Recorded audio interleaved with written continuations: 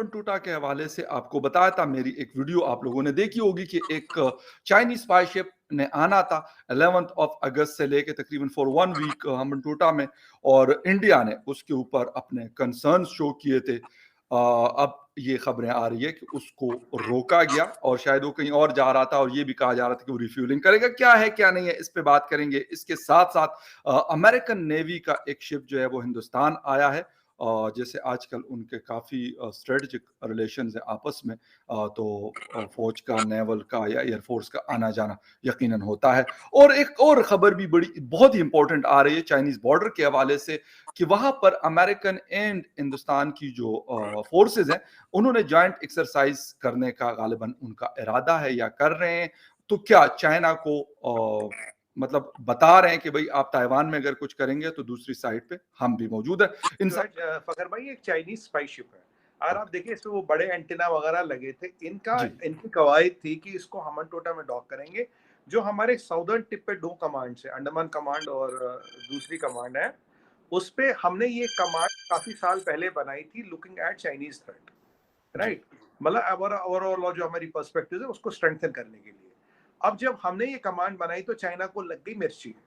उन्होंने तब हम्बनटोटा पे कब्जा करने की जो साजिश थी वो शुरू करी। आज चाइनीज इरादा और इंटेंशन फखर भाई वाजे हो जाता है। क्यों? पहले उन्होंने कहा भाई हमें हम्बनटोटा दो, फिर हम आपको लीज पे देंगे। फिर उन्होंने कहा आपने पैसे नहीं दिए, हमें इसका दे दो। हमें हमने इस पे जी 99 ईयर्स पे ले लिया। फिर उन्होंने कहा हमने वहां पीएलए के लोग यूनिफॉर्म में बिठा दिए। क्यों बिठा दिए? जी और आज जैसे ही श्रीलंका टूटता है, जैसे ही श्रीलंका में हालत खराब होती है, उन्होंने अपना तुर्क का खेली इस जहाज भेज दिया। ये जो जहाज है ये एक स्पाई शिप है। इसको हम्बनटोटा पे डॉक करके जो हमारी साउथ की कमांड्स है on right and left side, उसमें हमारा क्या सिस्टम है, कितने रडार लगे हैं, उस सब की जासूसी करना था। और इवन पाकिस्तान के लोगों को भी ये समझना चाहिए कि ये वक्त आने पे क्या करते हैं। जी जिस श्रीलंका के साथ हमारे 2500 साल से दोस्ती है, उसी श्रीलंका की बंदरगाह को क्यों एक्वायर किया गया, उन्हें डेट ट्रैप पे क्यों फंसाया गया, राजपक्षे को पैसा क्यों दिया गया, ताकि वो पीएलए का जहाज वहां डॉक कर सके तुम्हारे 2500 साल पुराने भाई या पड़ोसी पे जासूसी करने के लिए। ये तो रही इंटेंशन की बात। हमने अपना जो भी डिप्लोमेटिकली करना था और जो भी जियोपॉलिटिकली करना था हमने रोका। श्रीलंका ने उन्हें कहा आप अपना जहाज यहाँ से नहीं लाइए, और तब तक नहीं लाएंगे जब तक इस पे कोई डिस्कशन नहीं होगा। इट डज नॉट मैटर कि हम्बनटोटा आपके पास है, इट डजंट मैटर पीएलए आपकी वहां बैठी है, ये जहाज यहाँ नहीं आ। किसी का घर चल रहा हो या अपनी रोटियां सेक रहे हैं, जहाँ शांति है वहां शांति नहीं रख रहे। ये तो तुम्हें क्या मतलब वहां आने का? एक तो ये था। एक तो अमेरिका ने अपनी औकात बता दी दुनिया में कितनी बची है। मतलब जी आप भी हम सुपर पावर है। चाइना का औकात का लिटमस टेस्ट हो गया, वो जहाज ताइवान में उतरते दूध का दूध पानी का पानी हो गया। 70 साल से जो फसाड़ बनाया था वो टूट गया। और यहाँ हमने अपनी राजनीतिक या जियोपॉलिटिकल पहुंच दिखा दी, बता दी, प्रूव कर दी। रहा था जो चुपचाप हुई है वो था कि एक यूएस नेवी का शिप चेन्नई में डॉक होता है। We want peace, but we want peace with honor. A dishonorable peace is not acceptable to India. ठीक है?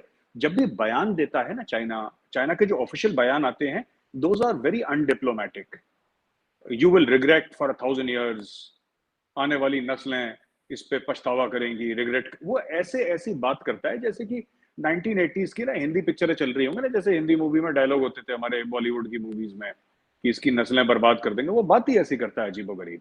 तो पहले समय तो the world was very tentative. इस बार नैन्सी पेलोसी ने क्या करा कि बोला ठीक है, आप देखते हैं क्या करते हो आप ना। आप कह रहे हो कि they even hinted that they will shoot down Nancy Pelosi's plane. वो जितनी भी एग्रेसिव एक्सरसाइजेस चल रही हैं, मुझे लगता नहीं कि चाइना इन्वेड करेगा ताइवान। और यहाँ पे जरूर ये प्रेशर एक बहुत बड़ा है। इसके ऊपर एक और चाबी है चीमा साहब। चाबी ये है कि चाइना का ये एस्टिमेट है कि India will have to fight in the Himalayas alone. ठीक है, समुद्र में क्वाड है, ऑकस है, ये सब है। दो India is not part of AUKUS, but just saying that Quad है वगैरह वगैरह है। बट हिमालयाज में तो India has to fight it alone. By having these exercises at this particular point in time near the line of actual control, line of actual control में सब सिक्किम है, अरुणाचल है, लद्दाख है, उत्तराखंड है, हिमाचल प्रदेश है। तो हमारे 5 स्टेट्स हैं, करीब 3,500 3,600 किलोमीटर के लगभग मोटा मोटी लाइन ऑफ एक्चुअल कंट्रोल जाती है चीमा साहब।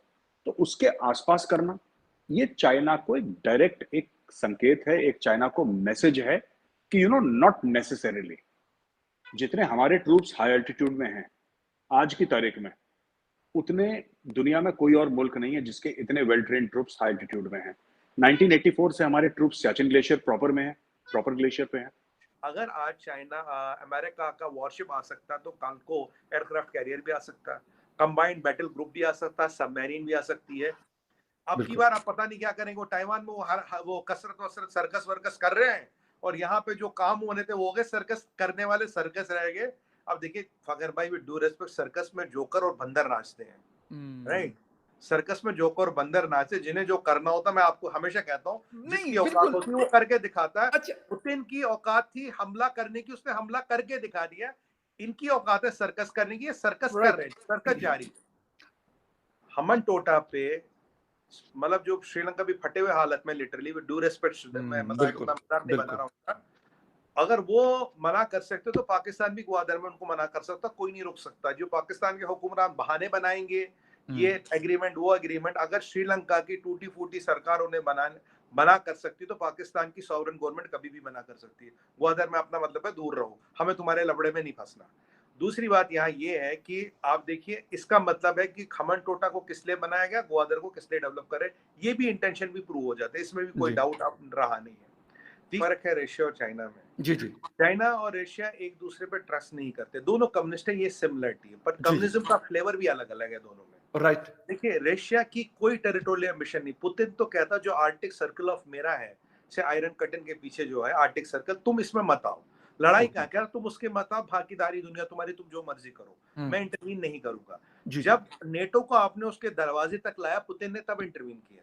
पुतिन आज तक कहीं जमीन खाने के चक्कर में नहीं है। Loan for land mafia, loan for land जी, का जी, जी, सबसे जी। बड़ा माफिया चाइना।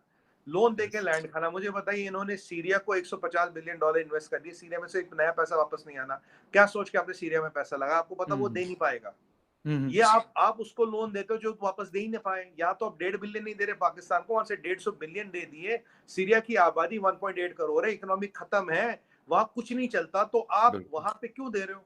आप सीरिया में आप लिस्टिंग इक्विपमेंट लगा रहे हो ताकि वो सऊदियों पे जासूसी करे, हाँ, ताकि वो जो हुती रेबल्स वगैरह उनको समर्थन करे। बिल्कुल। मतलब आपको मिडिल ईस्ट में $150 बिलियन बर्न करके आप पंगे क्यों काट रहे हो? वहां पे आपको मिलेगा क्या? आप जब श्रीलंका की हालत खराब है, आप वहां जहाज भेज रहे हो, जाके भाई इंडिया पे जासूसी करो।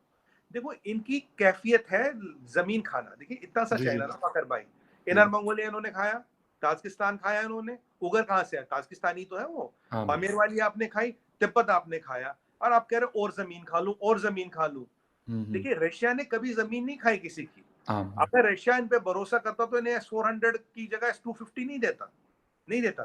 और अगर चाइना के पास इतनी टेक्नोलॉजी एडवांस है तो वो रशिया से हथियार क्यों खरीदते हैं? वो रशिया से हथियार, फिर तो अपने हथियार बने। आज की बात ये जी। है, जो चाइना का डिफेंस एक्सपोर्ट है, इंडिया का डिफेंस एक्सपोर्ट चाइना से ज्यादा है, जबकि हमने पिछले 1-2 साल में शुरू किया है।